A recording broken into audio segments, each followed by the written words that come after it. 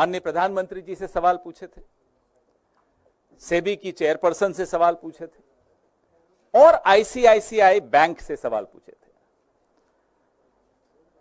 इनमें से कौन मोहरा है और कौन खिलाड़ी है मुझे नहीं मालूम, लेकिन एक मोहरे का जवाब आया, आईसीआईसीआई का जवाब आया। उस बारे में थोड़ी चर्चा कर लें, क्योंकि उस जवाब से और सवाल खड़े हो जाते हैं। उस जवाब ने हमारा काफी काम आसान कर दिया। इस पूरे घोटाले का एक परत और खुली इस जवाब से। They have helped us in unlayering this exposé even further. तो आईसीआईसीआई कहता है कि माधवी बुच जी को जो उनका कार्यकाल था आईसीआईसीआई में, उसका रिटायरल बेनिफिट मिला, तनख्वाह नहीं थी, ये सेवानिवृत्ति के पश्चात जो उनको पैसा देना था वो था। अब मैं अपने साथियों से कहूंगा कि वो टेबल खोलें, क्योंकि वो टेबल बहुत कुछ बताता है। इसको थोड़ा आपको दिख रहा है ये टेबल अच्छी तरह? नहीं, यहां से पीछे दिख ही रहा।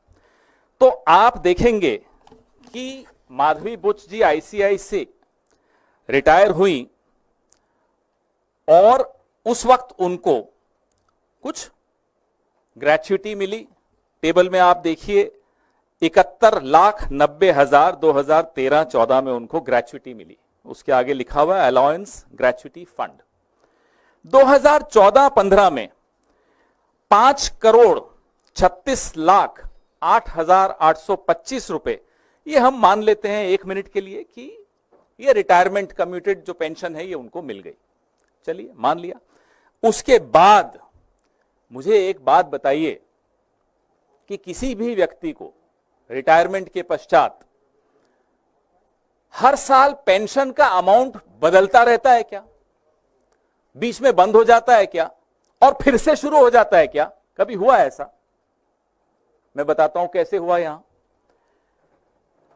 अगर 2014-15 में सब सेटलमेंट हो गई आईसीआईसीआई की और माधवी बुच जी की, और 2015-16 में उस टेबल में आप देखिए कि उनको वहां से कुछ नहीं मिला, नो सैलरी लिखा हुआ है, तो फिर 2016-17 में फिर से क्यों मिलनी शुरू हो गई?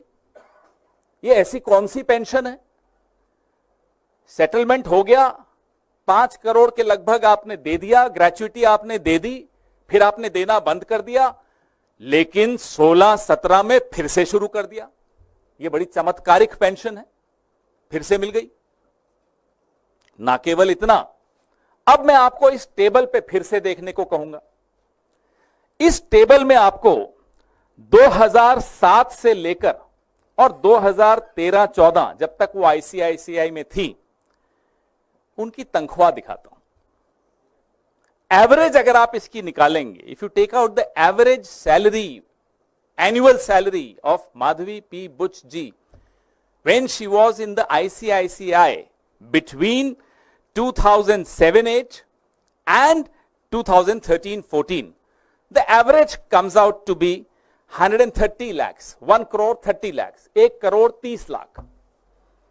और पेंशन का एवरेज कितना है साल का? 2 करोड़ 77 लाख। कौन सी ऐसी नौकरी है जहां पेंशन तनख्वाह से ज्यादा है, डबल से ज्यादा? ये तो हमें मालूम ही नहीं था। ये तो कल आईसीआईसीआई के जवाब जब आए तो रिसर्च की। पेंशन से ज्यादा तनख्वाह होती है, हमने बचपन से सुना था। तनख्वाह से ज्यादा पेंशन न्यू इंडिया में आने लग गई, कुछ लोगों को मिलती है। उसके लिए आपको मोहरा बनना पड़ता है, उसके लिए आपको प्यादा बनना पड़ता है। हम इस बात का जवाब, आईसीआईसीआई से हमें कोई गुरेज नहीं है, वो दे दें, हमें कोई दिक्कत नहीं। उम्मीद है कि माधवी पी बुच जी ये टेबल देखेंगी और जवाब देंगी कि ये 16-17 को फिर से पेंशन क्यों मिलनी शुरू हो गई, तथा कथित pension, the so called pension. वैसे मैं आपको बता दूं, ये वही साल है जब वो सेबी में होल टाइम मेंबर बन गई थी। तो जब सेबी में होल टाइम मेंबर बन गई तो फिर से तथाकथित पेंशन मिलनी शुरू हो गई। और पेंशन कितनी?